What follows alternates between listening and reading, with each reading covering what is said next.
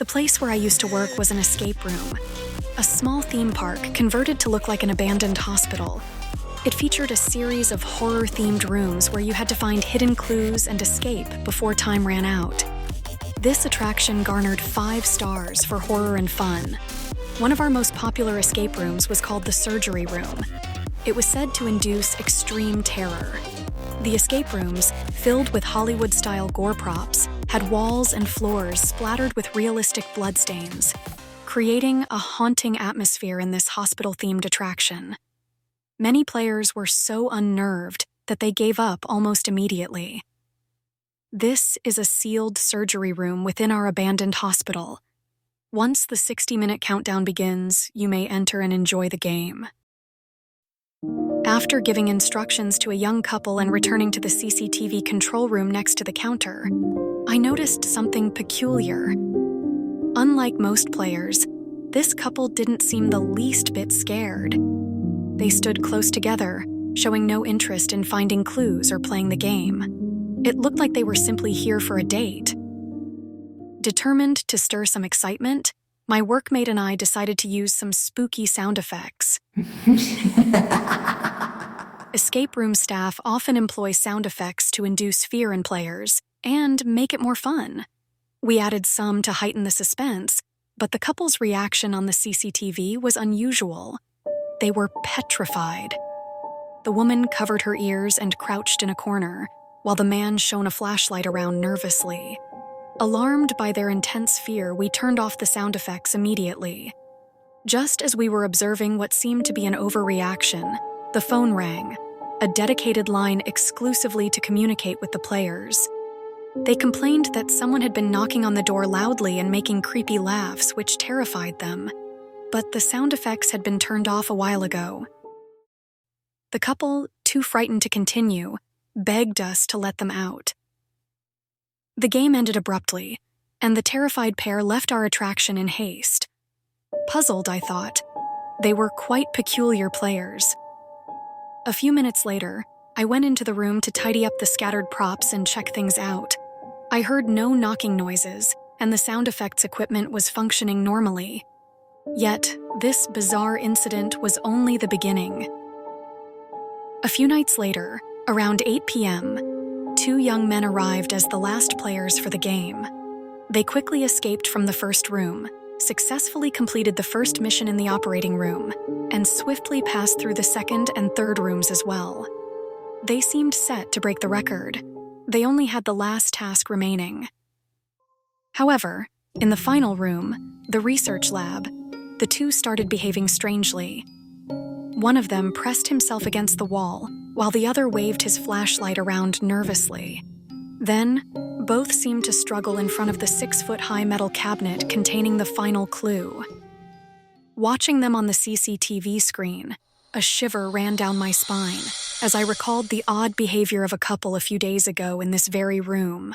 At that moment, the phone rang. One of the young men was on the line, his voice shaky as he asked if they really needed to open the cabinet. Yes, the final clue, the hospital map, is inside the cabinet. Please check it, I replied. They could escape immediately once they found the secret passage marked on the map. After the call, one of them gathered the courage to approach the cabinet slowly. However, instead of opening it right away, he leaned to the side as if trying to avoid something while opening it cautiously. My workmate and I, glued to the CCTV screen, watched in suspense.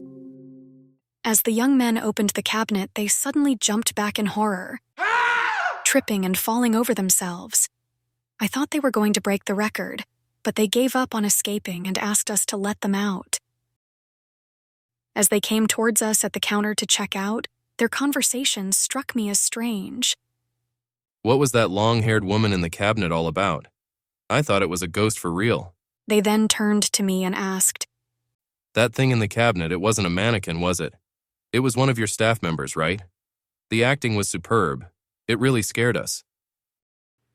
As my workmate and I heard their comments, we couldn't help but wonder, what was that all about? None of our staff members had ever gone inside there. Besides, there were only 2 of us, and both my workmate and I had short hair. The players were convinced that one of us was inside the cabinet as part of the play, but neither of us had been inside. "Something's not right here," we murmured, exchanging uneasy glances. They described a woman with long hair wearing jeans and a white blouse. Their description was so specific that we kept wondering what this was all about. After the last players of the day left, my workmate and I started the cleanup with a lingering, uneasy feeling. I started with the operating room.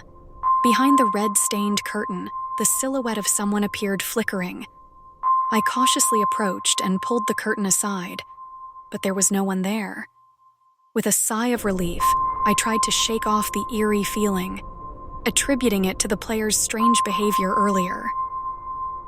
I moved on to the research lab. As I started to tidy up the scattered props, I faintly heard a knocking sound. The sound was coming from inside the metal cabinet. My attention was focused solely on that cabinet. At that moment, fingers started to slip out between the cracked open doors.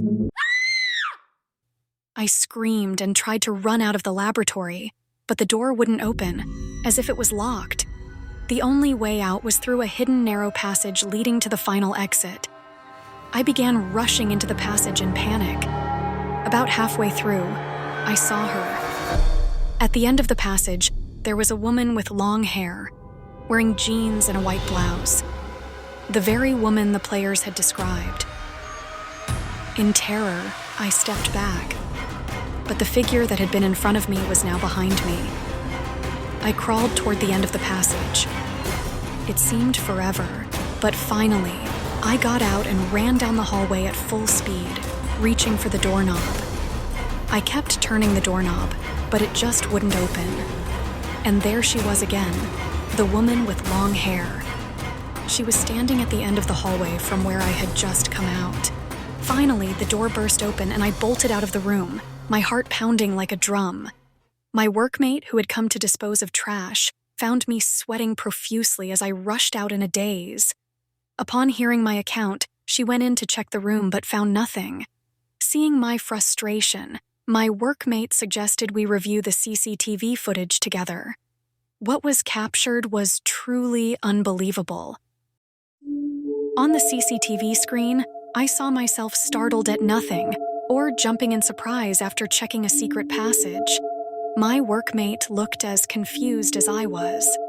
Shocked by my strange behavior on the CCTV footage, I got chills. But my workmate's follow-up remark gave me even more chills. Whenever someone present or moves, a sensor in the escape room detects it and shows a green light resembling the figure of a man running on the CCTV screen. The sensor in the cabinet room had been triggered even before I went inside. That meant someone or something had been there all along. Since that day, I've occasionally heard players asking who the long-haired woman wandering around the room was. Eventually, word spread about a haunted escape room where ghosts could be seen. Strangely, those who visited with the intention of seeing the ghost always left disappointed, while unsuspecting players often spoke of encounters with the mysterious woman with long hair. Then, one fateful day, the boss called me with alarming news. A mysterious fire had erupted throughout the building, leading to its abrupt closure. The escape room, once a source of thrilling entertainment, was now a charred ruin, its secrets buried in the ashes. I still wonder who that long-haired woman was.